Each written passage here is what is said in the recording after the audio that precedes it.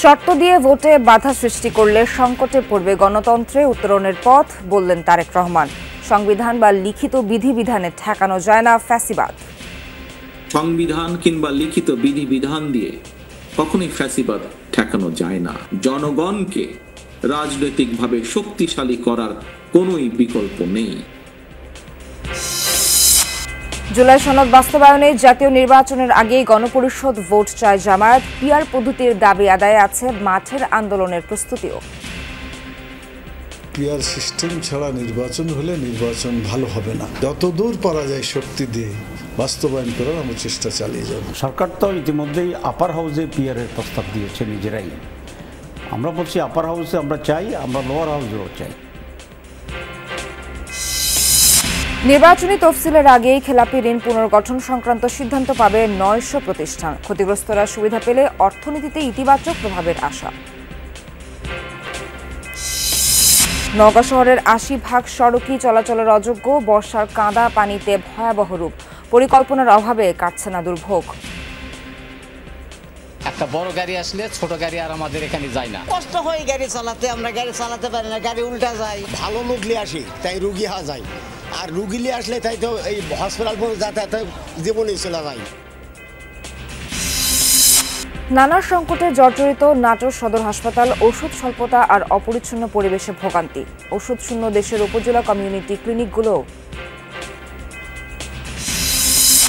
জলবায়ু পরিবর্তনের বিরূপ প্রভাব। জামালপুরের চরাঞ্চলের আবাদে প্রতি বছর বন্যার সময় পাল্টে যাওয়ায় আমন আবাদ হয়নি এখনো। বন্যায় পাকিস্তানের উত্তর পশ্চিমাঞ্চলে ব্যাপক ক্ষয়ক্ষতি। প্রাণহানি ছাড়িয়েছে ৩৫০। দুর্যোগ মোকাবেলায় কার্যকর পদক্ষেপ না নেওয়ার অভিযোগ।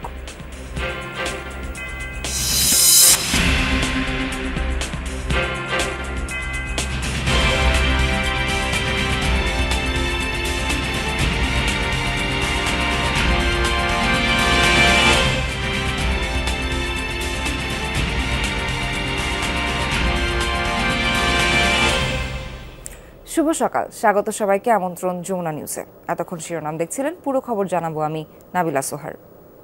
অসুস্থ বোধ করায় বিএনপি মহাসচিব মির্জা ফখরুল ইসলাম আলমগীরকে রাজধানীর ইউনাইটেড হাসপাতালে ভর্তি করা হয়েছে। দিবাগত রাত ১টা নাগাদ তাকে হাসপাতালে ভর্তি করা হয় বলে বিএনপি মিডিয়া সেলের পক্ষ থেকে নিশ্চিত করা হয়েছে। বিএনপি মিডিয়া সেলের সদস্য শায়রুল কবির খান জানান, মঙ্গলবার সন্ধ্যায় হযরত শাহজালাল আন্তর্জাতিক বিমানবন্দরে থাইল্যান্ড থেকে চিকিৎসা শেষে মির্জা ফখরুল ইসলাম আলমগীর দেশে ফেরেন। পরে রাত ১১টা পর্যন্ত তিনি গুলশানে এক বৈঠকে অংশ নেন। সে সময় অসুস্থ বোধ করলে তাকে হাসপাতালে নেওয়া হয়। বিএনপির স্থায়ী কমিটির সদস্য অধ্যাপক ডক্টর এজেডএম জাহিদ তাকে হাসপাতালে নিয়ে যান। সেখানে অধ্যাপক ডক্টর এনএএম মোমিনুজ্জামানের তত্ত্বাবধানে বিএনপি মহাসচিবকে ভর্তি করা হয়। বর্তমানে তিনি চিকিৎসকদের নিবিড় পর্যবেক্ষণে রয়েছেন।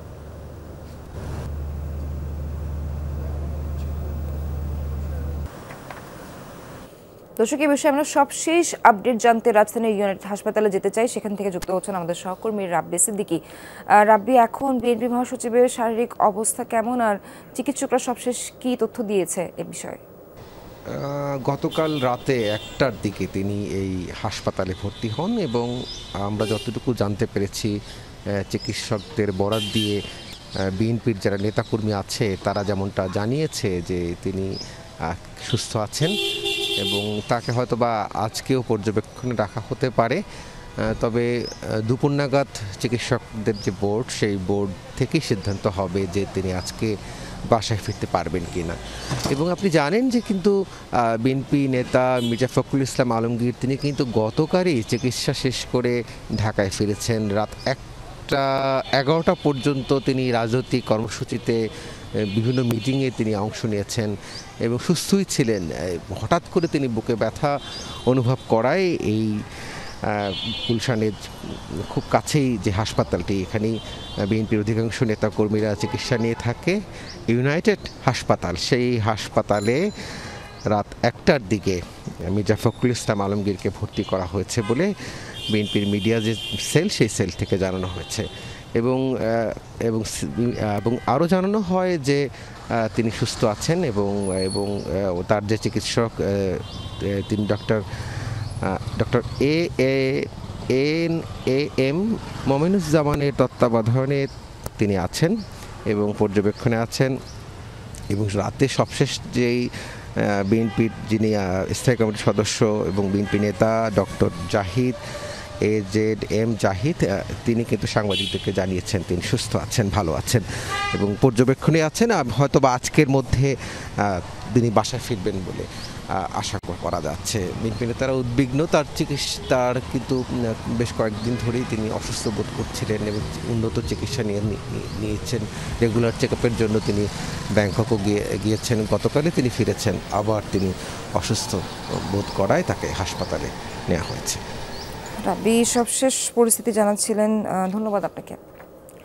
শর্তের বেড়া জালে নির্বাচনের পথে বাধা সৃষ্টি করলে গণতান্ত্রিক উত্তরণের পথ সংকটের মুখে পড়বে, একথা বলেছেন বিএনপির ভারপ্রাপ্ত চেয়ারম্যান তারেক রহমান। তার মতে নিত্য নতুন ইস্যু নিয়ে অহেতুক বিতর্কে লিপ্ত হওয়া শহীদদের আত্মত্যাগের প্রতি অবমাননা।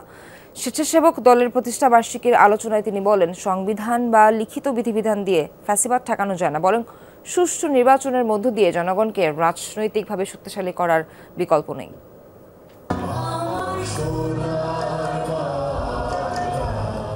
বাংলাদেশ চীন মৈত্রী সম্মেলন কেন্দ্রে বিএনপির সহযোগী সংগঠন জাতীয়তাবাদী স্বেচ্ছাসেবক দলের ৪৫তম প্রতিষ্ঠাবার্ষিকীর আলোচনা, যেখানে বিগত ১৬ বছরে গুম ক্রসফায়ারের শিকার নেতাকর্মীদের পরিবারের সদস্যরা তুলে ধরেন পতিত ফ্যাসিবাদী শক্তির নির্মমতার কথা।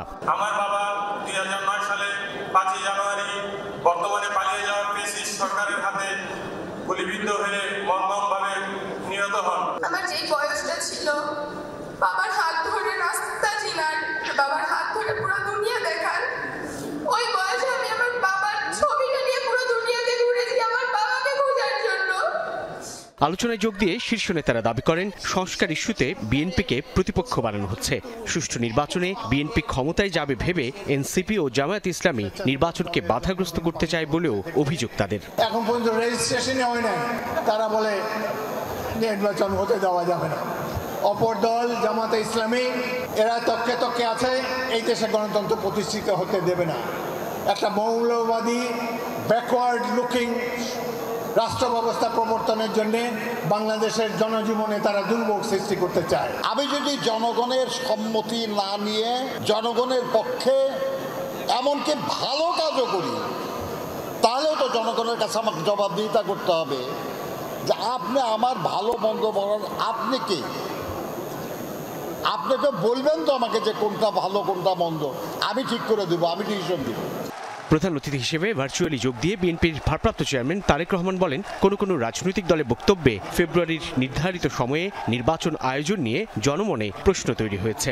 নানা রকম উপায় বা শর্ত আরোপ করে জনগণের রাজনৈতিক অধিকার প্রতিষ্ঠার পথে যদি বাধা সৃষ্টি হয়, তাহলে অবশ্যই গণতন্ত্রের উত্তরণের পথ সংকটে পড়বে। সামগ্রিকভাবে সকলকে, সমগ্র রাষ্ট্র দেশকে সমস্যায় পড়তে হবে। সংবিধান দিয়ে নয়, কারো ফ্যাসিবাদী হওয়া ঠেকাতে রাষ্ট্র রাজনীতিতে জনগণকে শক্তিশালী করতে নির্বাচনই প্রধান মাধ্যম বলে মনে করেন তারেক রহমান। সংবিধান কিংবা লিখিত বিধিবিধান দিয়ে কখনোই ফ্যাসিবাদ ঠেকানো যায় না। রাষ্ট্র এবং রাজনীতিতে যদি ফ্যাসিবাদ ঠেকাতে হয়, তাহলে অবশ্যই জনগণকে রাজনৈতিকভাবে শক্তিশালী করার কোনোই বিকল্প নেই। সরাসরি ভোট দিয়ে জনপ্রতিনিধি নির্বাচনের অধিকার প্রয়োগের যে চর্চা, এই চর্চার মধ্যে দিয়ে রাষ্ট্র এবং রাজনীতিতে জনগণ শক্তিশালী হয়ে ওঠে।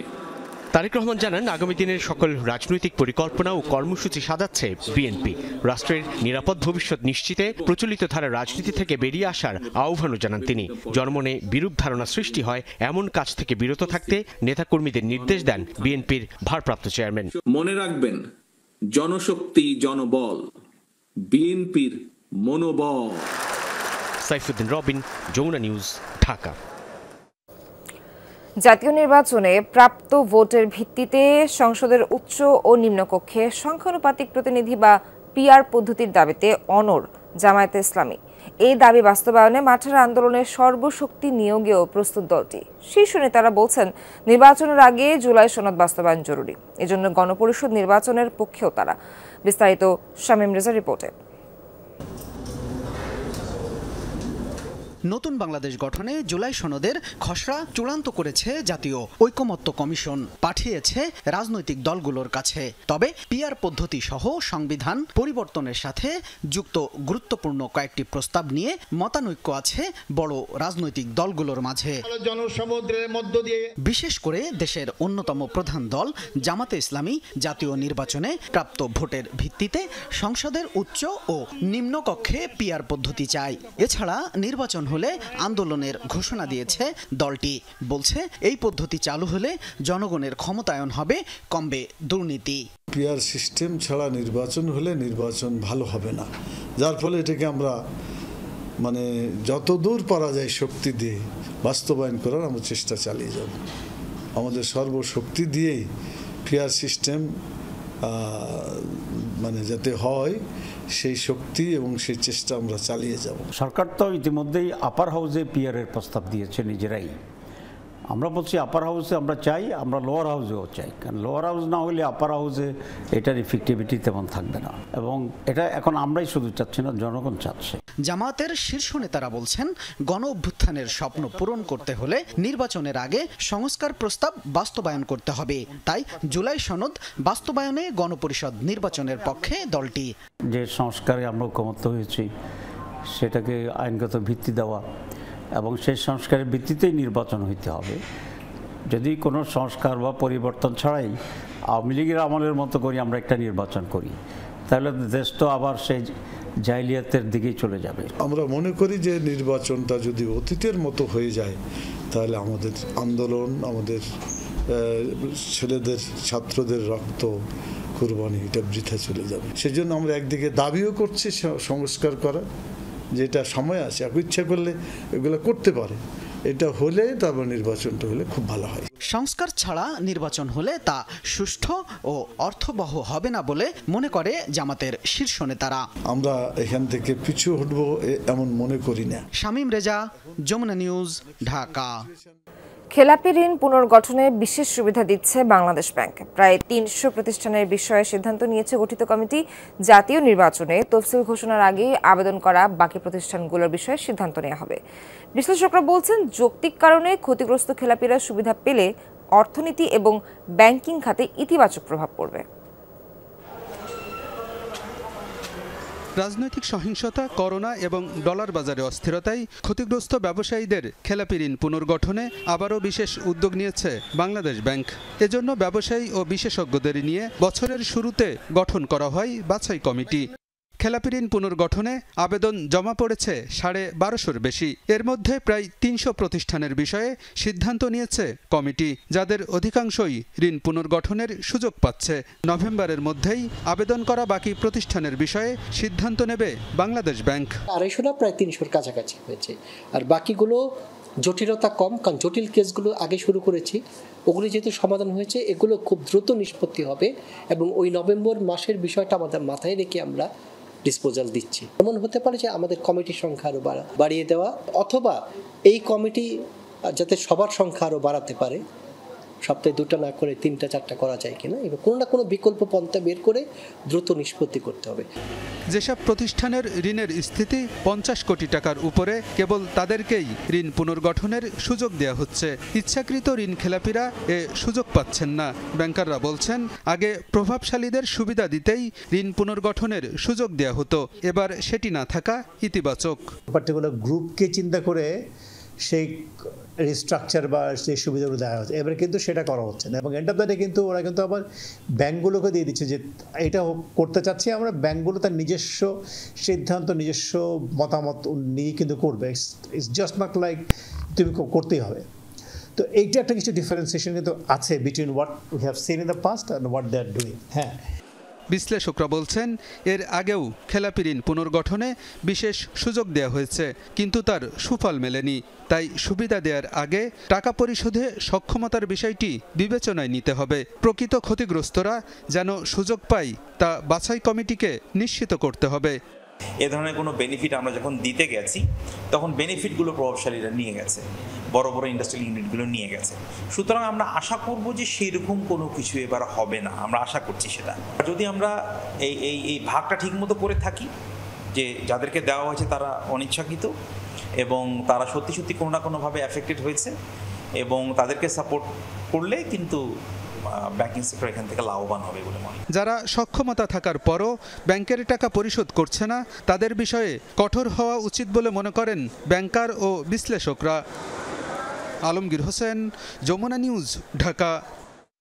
জাতীয় নির্বাচনের আগে দেশের আর্থিক খাত সহ বিভিন্ন সেক্টরে সাইবার হামলার ঝুঁকি রয়েছে বলে জানান প্রধান উপদেষ্টার টেলি যোগাযোগ বিষয়ক বিশেষ সহকারী ফয়জ আহমেদ তৈয়ব।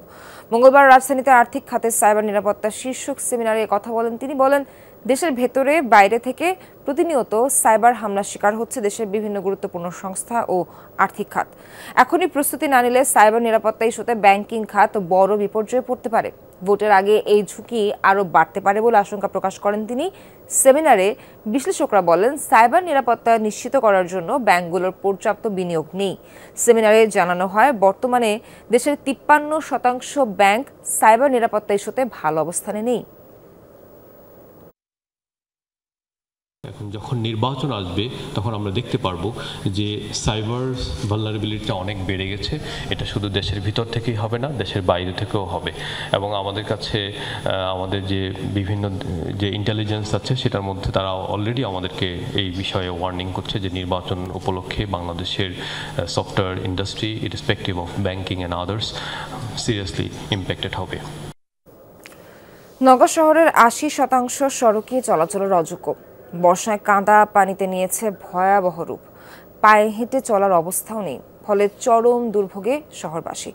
নওগাঁ শহরের নাগরিক দুর্ভোগ নিয়ে শফিক ছোটনের ধারাবাহিক প্রতিবেদনে রাজ থাকছে। প্রথমটি ছবি তুলেছেন সিয়াম শাহরিয়া। রাস্তার কাদা পানিতে হাবুডুবু খাচ্ছে, ঝুঁকি নিয়ে চলছে যানবাহন। এই চিত্র নওগাঁর তাজের মোড় থেকে সুটিকালীতলা 4 কিলোমিটার অংশের। একই অবস্থা পারনৌগা, বাঙ্গাবাড়িয়া, মাস্টারপাড়া, চকবাড়িয়া, আরজিনৌগা, গোস্তহাটির মোড় সহ শহরের বেশিরভাগ সড়কের। দীর্ঘদিন মেরামত করা হয়নি, ফলে সড়ক থেকে ইট পাথরের কনক্রিট উঠে তৈরি হয়েছে ছোট বড় গর্ত। ড্রেনেজ ব্যবস্থারও বেহাল দশা, ফলে সীমাহীন দুর্ভোগে চলাচলকারীরা। আলুপট্টি যে ট্রাফিক বক্স বলে, ট্রাফিক বক্স থেকে জালাপাড়া ব্রিজ পর্যন্ত এই রাস্তাটার বেহাল অবস্থা। কষ্ট হয় গাড়ি চালাতে, আমরা গাড়ি চালাতে পারি না, গাড়ি উল্টা যায়। একটা বড় গাড়ি আসলে ছোট গাড়ি আর আমাদের এখানে যায় না। একটা যদি ভালো লোক নিয়ে আসি তাই রুগী হওয়া যায়, আর রুগী নিয়ে আসলে তাই তো এই হসপিটাল পর্যন্ত যাতায়াত জীবনই চলে যায়। পৌরসভার তথ্য বলছে, এই শহরে ছোট বড় মিলিয়ে সড়কের সংখ্যা প্রায় 2500, দৈর্ঘ্য 435.76 কিলোমিটার। এর মধ্যে 150.9 কিলোমিটার সড়ক আরসিসি ও পিচ ঢালা। ইট সোলিং ও সোলিং করা রয়েছে 142 কিলোমিটার। 100 কিলোমিটার সড়ক এখনো পাকাই করা হয়নি। বিগত দিনে বিভিন্ন প্রকল্পের মাধ্যমে উন্নয়ন করা হয়েছে, কিন্তু দীর্ঘমেয়াদী পরিকল্পনার অভাবে দুর্ভোগ থেকে মুক্তি মিলছে না বলছেন সচেতন নাগরিকরা। নওগাঁর গোস্তহাটির মোড়টা দেখেন, ওখানে যে যানজটটা এখন হয় শুধু রাস্তার কারণে। ওই জায়গাটা একটু প্লেন করে দিলে কিন্তু দ্রুত গাড়িগুলো চলে যায়, ওখানে কিন্তু যানজট হয় না। আমাদের পরিকল্পনাই নাই। এটা প্রথম শ্রেণীর পৌরসভা, কিন্তু একে বর্ধিত হওয়ার পরে যে ট্যাক্স নেওয়া হয় আমি জানি না, বা আমরা নওগাঁবাসী তার সুফলটা কি আজ পর্যন্ত আমরা উপলব্ধি করতে পারিনি। বেহাল সড়কগুলো মেরামত নয়, শিগগিরই প্রকল্পের মাধ্যমে নতুন করে উন্নীতকরণের উদ্যোগ নেওয়ার পরিকল্পনার কথা বলছেন কর্মকর্তারা। নতুন করে আরেকটা প্রজেক্ট পাইছি, RUTDP, resilient urban territorial development project. এই প্রজেক্টে আমরা আশা করছি 3 বছরে প্রায় 100 কোটি টাকার মতো উন্নয়ন কাজ আমরা করতে পারবো, রাস্তা এবং ট্রেন, ফুটপাথ, রোড লাইট। সড়কের পরিবর্তে এটিকে খাল বললে কি ভুল হবে? নওগাঁ শহরের এসব রাস্তাঘাটের যেন অভিভাবক নেই। বছরের পর বছর পরিকল্পনা আর আশ্বাসের মধ্যেই দিন অতিবাহিত হচ্ছে। এই ভোগান্তি লাঘবে দ্রুত এগিয়ে আসুক কর্তৃপক্ষ, এমনটি প্রত্যাশা ভুক্তভোগীদের। শফিক ছোটন, যমুনা নিউজ, নওগাঁ। চিকিৎসক সহ নানা সংকটে জর্জরিত নাটোর সদর হাসপাতাল। 250 শয্যার আধুনিক এই হাসপাতালে প্রতিদিনই চিকিৎসা না পেয়ে ফিরে যাচ্ছেন অনেকে। এছাড়া ওষুধ স্বল্পতা, অপরিচ্ছন্ন পরিবেশে দুর্ভোগ পোহাতে হচ্ছে রোগী ও স্বজনদের। জনবল সংকটের কারণে সেবা ব্যাহত হচ্ছে দাবি হাসপাতাল কর্তৃপক্ষের। নাটোর আধুনিক সদর হাসপাতাল 100 শয্যা থেকে 250 শয্যায় উন্নীত করা হয় বছর 3 আগে। শয্যা বাড়লেও বাড়েনি সুযোগ সুবিধা, নেই পর্যাপ্ত চিকিৎসক ও কর্মকর্তা কর্মচারী। এতে ভোগান্তি পোহাতে হচ্ছে সেবা নিতে আসা রোগীদের। আমার বাড়ি অনেক দূরে, আমি সকালবেলা আছি, এত বসতে বসতে তো টিকিট কাটলাম, টিকিট পাই, এখন ওষুধ লেগেছে স্কোয়াড, আমি তো আর স্কোয়াড 3টা ওষুধ আমি কিনতে পারবো না, তো আর 4 নাই কিনেলেন গা। নার্সের কাছে যদি কোনো কিছু বলা হয় যে রোগীর স্যালাইন চলাকালীন স্যালাইনটা বন্ধ করেন, সেই জিনিসটাও তারা করতে যায় না। ডাক্তার যদি বেশি থাকে তাহলে আরও লোকজনের সুবিধা হবে, চিকিৎসাটা ভালো হবে, আরও মেডিকেলের পরিষ্কার করলে আরও জিনিসগুলো ভালো থাকবে। 9 জন বিশেষজ্ঞ চিকিৎসক ও 23 জন MBBS ডাক্তার দিয়ে চলছে নাটোর সদর হাসপাতাল। প্রতিদিন গড়ে চিকিৎসা নেন 2000 রোগী। ঘন্টার পর ঘন্টা অপেক্ষা করে ফিরে যান অনেকেই। অনেকে বাধ্য হন বেসরকারি হাসপাতালে চিকিৎসা নিতে। এই অবস্থায় সামাজিক মাধ্যমে প্রতিবাদে সরব হয়েছেন অনেকে। এই হাসপাতালে কোনো হার্ট ডিজিজ বা স্ট্রোকের পেশেন্ট পেলেই তারা তাকে রেফার টু রাজশাহী করে দেন। এখানে আধুনিকতার কোনো ছোঁয়াই নাই। আজ থেকে 5 বছর আগেও যে অবস্থা ছিল, কোনো একটু সমস্যা হলে রাজশাহী, এখনও রাজশাহী। ডাক্তার খুব সংকট, রোগীর সংখ্যা অনেক। একজন ডাক্তার দেখতেছি 18 পরের থেকে, একজন ডাক্তার কি করবে? হাসপাতালে বেডের যে গামলাগুলো আছে এগুলো নোংরা, বেলকনি নোংরা, এগুলো পরিবেশে সুস্থ রোগীও অসুস্থ হয়ে যাবে। সেপ্টেম্বরে নতুন 25 জন ডাক্তার ও 18 জন নার্স সহ পরিচ্ছন্নতা কর্মী যোগ দেওয়ার কথা রয়েছে। এতে হাসপাতালের সংকট দূর হবে বলে আশা সংশ্লিষ্টদের। 250 শয্যা এখন উন্নতি হয়েছে, কিন্তু লোকবল নিয়োগ হয়নি, আমরা সেটা দিয়েই রোগী কাভার করছি, যার ফলে এই যে ইনডোর আউটডোর প্রচুর রোগী ভর্তি আছে ইনডোরে, আমরা এসব রোগী সামাল দিয়ে আবার আউটডোরে আমার দেখতে হয়। আমরা এটা ঊর্ধ্বতন কর্তৃপক্ষের সাথে আলোচনা করেছি, আমরা তাদের কাছ থেকে পজিটিভ ফিডব্যাক পেয়েছি। খুব শীঘ্রই আমাদের এই জনবলের সংকটটি পূরণ হয়ে যাবে এবং আমাদের যে অপরিচ্ছন্নতা সহ যে অন্যান্য সেবা সেগুলিও ইনশাআল্লাহ আমরা আমাদের দিক থেকে আরও বেশি কাজ করার সুযোগ পাবো।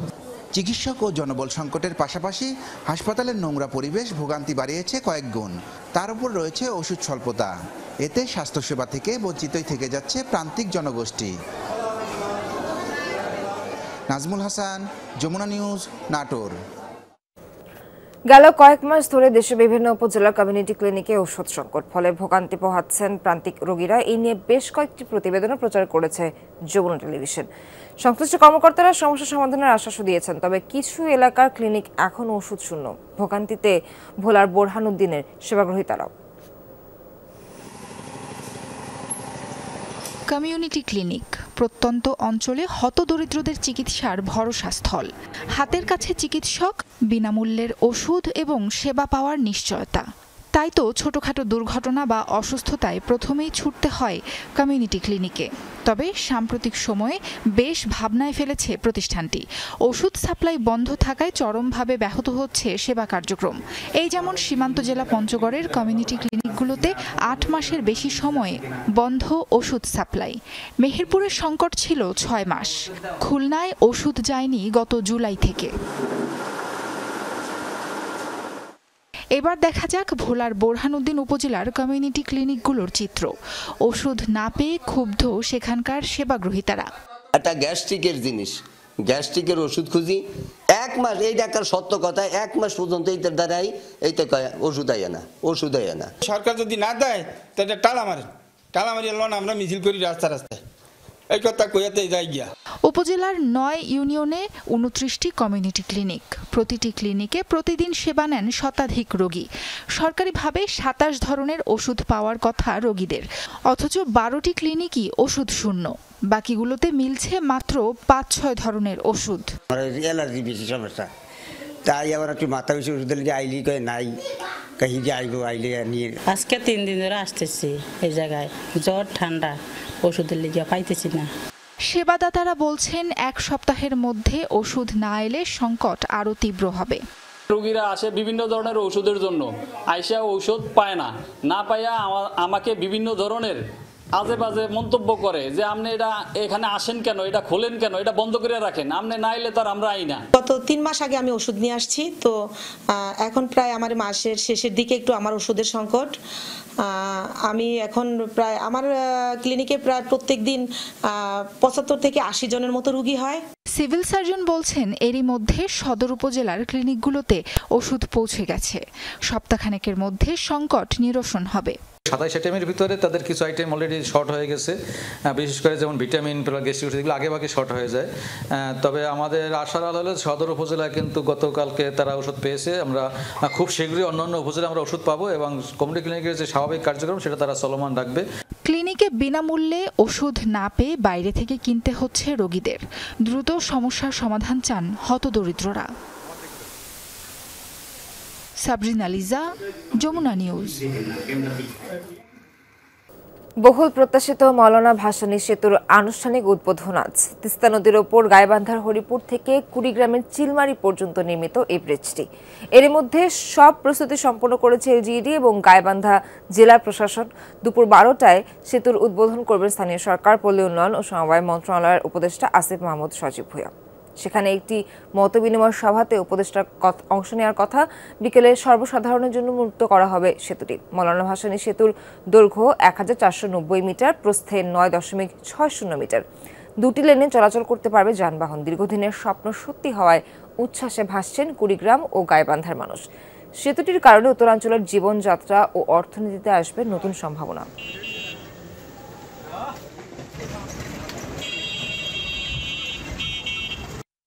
বীজ হবার সময় স্থানীয় কর্মসংস্থানের সুযোগ সৃষ্টি যেমন হয়েছে, আশা করি ভবিষ্যতে এই বীজটির ফলে এখানকার আর্থসামাজিক উন্নয়ন ঘটবে এবং কর্মসংস্থানের ব্যাপক প্রসার ঘটবে। উপমহাদেশের কিংবদন্তি নারী নেত্রী ইলা মিত্র তেভাগা আন্দোলন, নারী শিক্ষা, কৃষকের অধিকার রক্ষার নেতৃত্ব দেয়া, খেলাধুলা সহ নানাবিধ প্রতিভার অধিকারী তিনি। কলকাতায় জন্ম নেওয়া এই নারী নেত্রীর জীবনের অনেকটা সময় কাটে ঝিনাইদহের পৈতৃক ভিটা বাগুটিয়ায়, কিন্তু আজ তার সে স্মৃতি ধ্বংসের দ্বারপ্রান্তে। মালিকানা জটিলতায় থেমে আছে ইলা মিত্র স্মৃতি সংরক্ষণশালার কাজ। তেভাগা আন্দোলনের অবিসংবাদিত নেতা, সাঁওতাল বিদ্রোহের অগ্রসেনানী কিংবা নাচলের রানী ইলা মিত্র মানেই অন্যায়ের বিরুদ্ধে প্রতিবাদ আত্রোহের এক নাম। ইলার সংগ্রামী জীবনের পুরোটা জুড়েই চাঁপাইনবাবগঞ্জের নাচল। বিয়ের পর এখানে চলে আসেন তিনি বধূ হয়ে। 1946 সালে কৃষক ও সাঁওতালদের সংগঠিত করে জোরদার শাসকদের বিরুদ্ধে রুখে দাঁড়ান রামচন্দ্রপুরের বধূ ইলা মিত্র। জমিদারদের অত্যাচারের বিরুদ্ধে এই আন্দোলন 1953 সাল পর্যন্ত নেতৃত্ব দেন ইলা।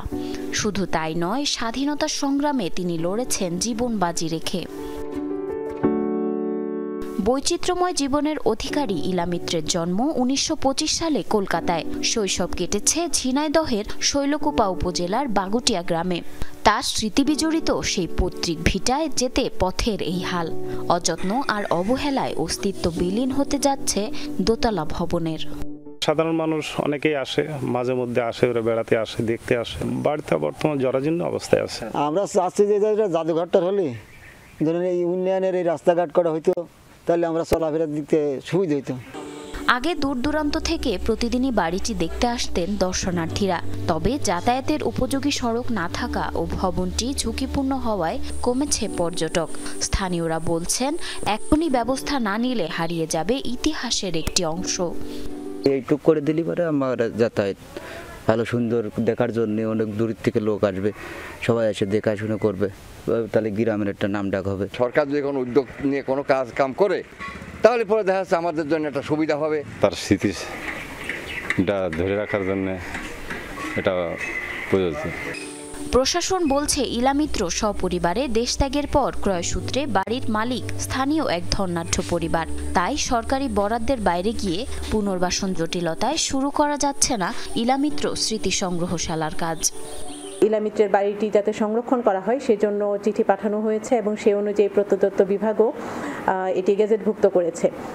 কিন্তু এখানে যেটি একটি সমস্যা, কারণ এখানে যারা স্থানীয় বাসিন্দারা রয়েছে তাদের দাবি হচ্ছে ইলা মিত্রের যারা উত্তরাধিকার আছেন বা তাদের বংশের যারা ছিলেন তাদের কাছ থেকে তারা বাড়িটি কিনে নিয়েছেন।